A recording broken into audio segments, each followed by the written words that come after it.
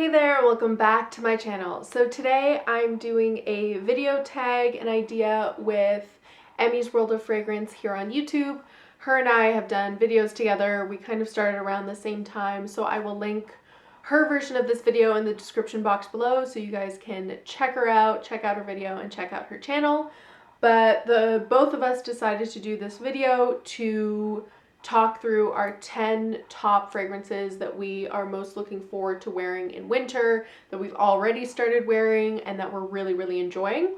And if you're new to my channel, or if you're coming over from her channel, then I hope you will like, comment, and subscribe and stick around for more fragrance videos all the time. So yeah, let's get into it.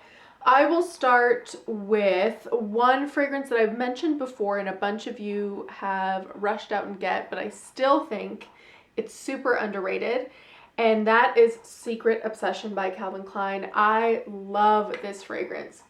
This is a great fragrance to pick up when you don't want to smell like everyone else, but you want to smell amazing, and it's such great value for money because these large 100 ml bottles a lot of the time in Canada at least are like $19.99 or like $25.99, like under 30 for sure, sometimes even under 20, and they are amazing. It is like amber, delicious, seductive. I mentioned before, it kind of reminds me of like old school Lush. I thought it was Sex Bomb. It's not so much Sex Bomb, but it's like, I don't know if it's the jasmine and amber. It is just intoxicating, and the lasting power and sillage on this is beautiful. It doesn't just last for a very long time and you get great lasting power. That in and of itself is great, obviously, but it also, it just lasts in such a beautiful way. It fades in such a beautiful way. I find that the top, heart, and dry down are all stunning, and I really love this quality that this fragrance has, that the dry down still has sillage, and it's lighter obviously, but it's a little bit more woody and less, you know, floral amber, and it's so beautiful. I really rate this fragrance. I cannot say enough good things about it, so definitely check it out. I'm sure you can find it for even cheaper online, and when I go through this 100 ml bottle, which I've already gotten down to here, it's the kind of fragrance where I always want in my collection. So that is Secret Obsession by Calvin Klein.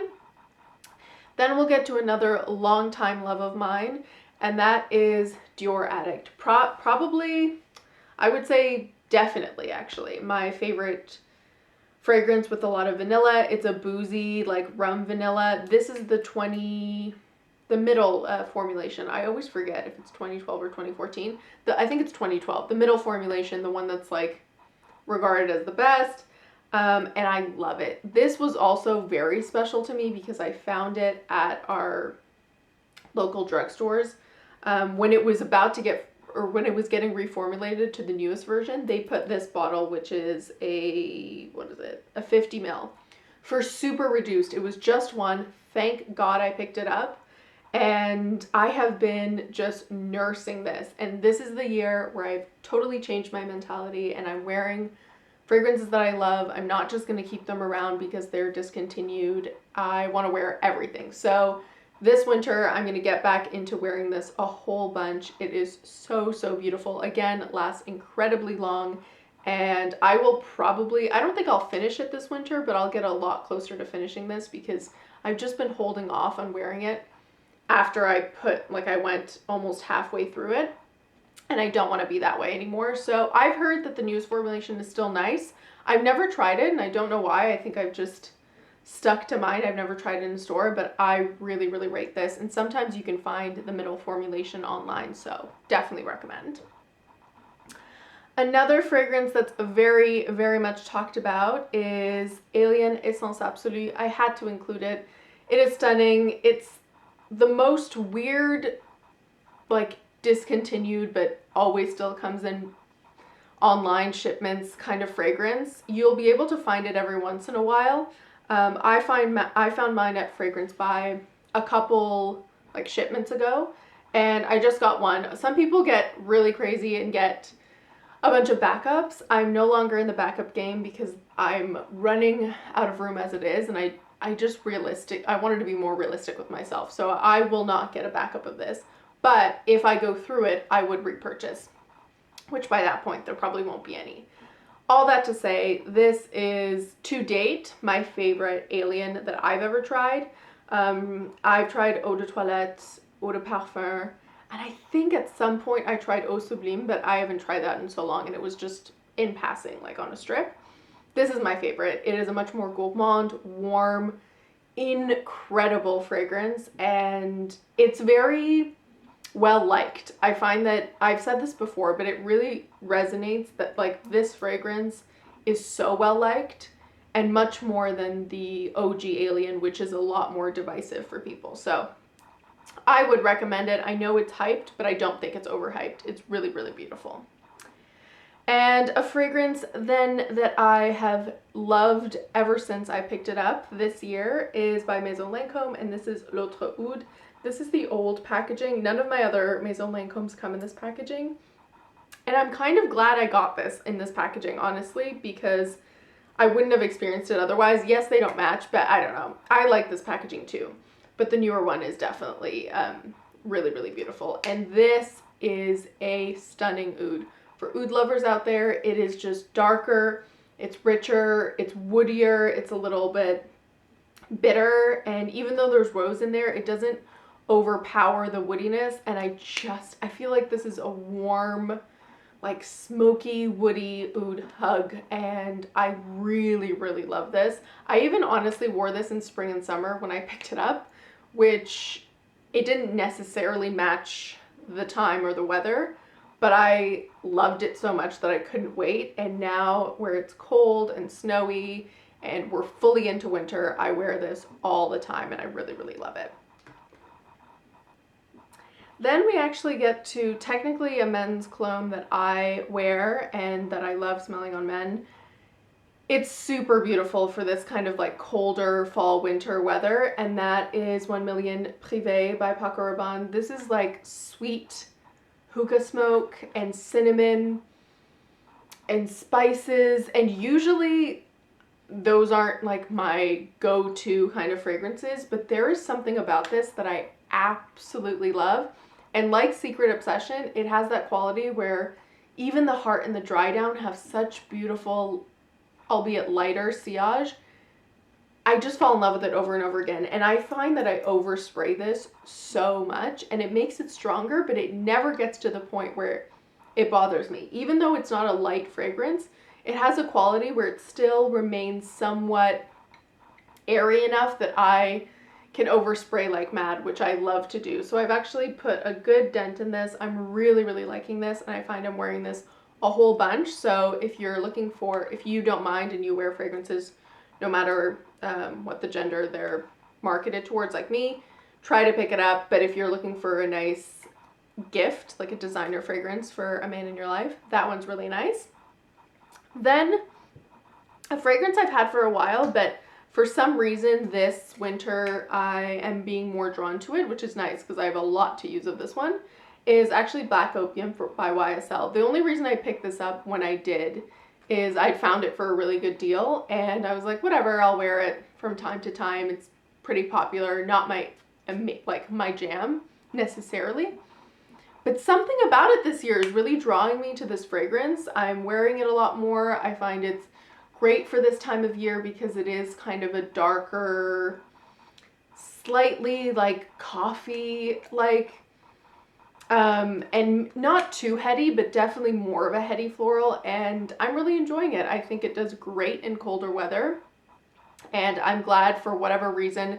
I think I just kind of put it away for a while, and now I'm more into it, which is a tip I always mention on my videos. If you're kind of over a fragrance or you never really into it from when you bought it, give some time where you're not wearing it at all, and I come back, and a lot of the times that ends up working. Another fragrance I got on a great sale, which actually ended up being a great win, is Oud Malachi or Malachi by Chopard. Again, not a fragrance I would necessarily be drawn to.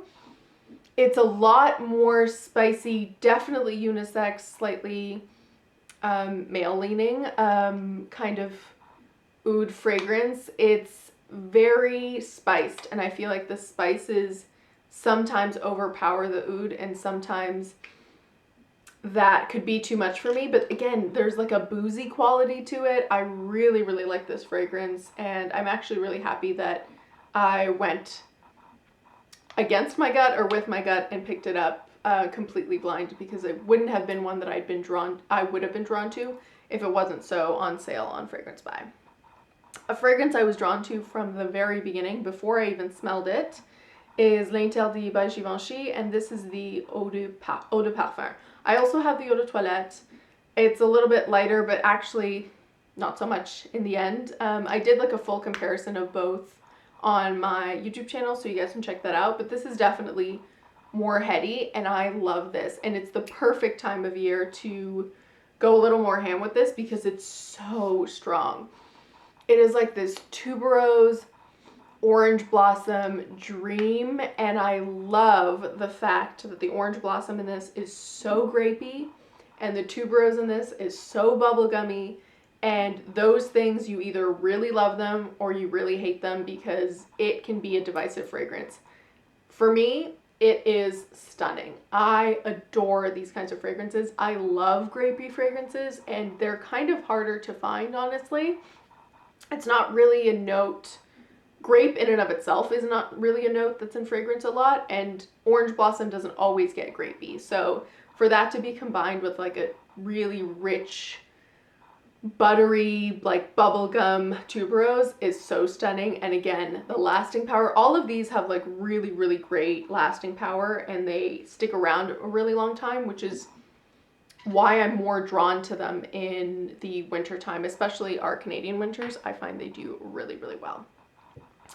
Then we've got Alaya Paris, and this one is just the original, not the Blanche. I tried the Blanche because I know some of you ask every time I talk about this. I tried the Blanche in store one day and it smelled like burnt rubber, and I don't know if, like, I tried it even twice I think at store, and both times it really turned me off, so I'm not sure if it was always those tester bottles. But the original, again, wouldn't be one I would necessarily be drawn to, because it's a very leathery floral, but I really like it, and I always pull it out. Ever since I bought it, I always pull it out around this time where I feel like I can really get away with wearing it without choking myself out or anyone else. Definitely more other people than myself. And it's so nice. Again, does beautifully in super cold, either like wet or dry cold. I think it's really, really stunning, especially if you spray it on your like scarf and your winter accessories. Such a great one, and I definitely rate that one. All right, so now we get to the last two. The second last is actually by Lush, and this is Honey, I Wash the Kids. This one, again, beast mode. I know it's just a body spray. These body sprays are all incredibly long lasting and so well performing, but Honey, I Wash the Kids is a strong one. You really have to like the scent. I do have a family member of mine who loathes this scent, and if you loathe it, it's gonna stick around even more. Thankfully, I love it. I absolutely love this. I've loved this, like, it's like honey, creamed honey caramel, super gourmand, which I'm not usually into, but this is the best honey fragrance I've ever smelled. I think it's because it's very creamy and not so like syrupy in the way that Scandal is honeyed. I'm not a huge, I have Scandal and I like it, but that honey cannot even compare to this honey. I love this. And if you've ever tried the soap, obviously, which is what I used for years when I was younger, when I was really into Lush soaps, this smells identical, obviously, to the Honey, I Wash the Kids soap with the honeycomb on top. It is so beautiful. I totally rate this and definitely recommend it. It's a great value for money. It's 200 ml. And you think because it's a body spray, you're gonna have to overspray. You really don't. You can get away with just one spray of it. That's how incredible it is. And then finally, the last one, Hypnotic Poison by Dior. I have the Eau de Toilette, so it actually is lighter. I would say if you have the Eau de Parfum, even better for winter time, but this is just the one I have. I'm gonna spray it. It is just, oh my God, a quintessential stunning fragrance and an absolute classic from Dior. It's almond and it's floral and it's like Dr. Pepper, root beer type fragrances, which you know are like my kryptonite. I love the bottle because I love red bottles and fragrances. I think I'm just going to go straight out and say it. I would say it's like one of my favorites. Red bottles are my favorite. If I ever make a perfume line, which I, likely will never ever do, I am for sure going to have the most beautiful red bottle because I just think there is something so, so beautiful about a red perfume bottle. And I have a full video on, I think, all my red perfume bottles. So definitely check that out. And yeah, that had to be my 10th choice. Those are my top 10 wintry fragrances that I'm absolutely loving and will continue to love all season.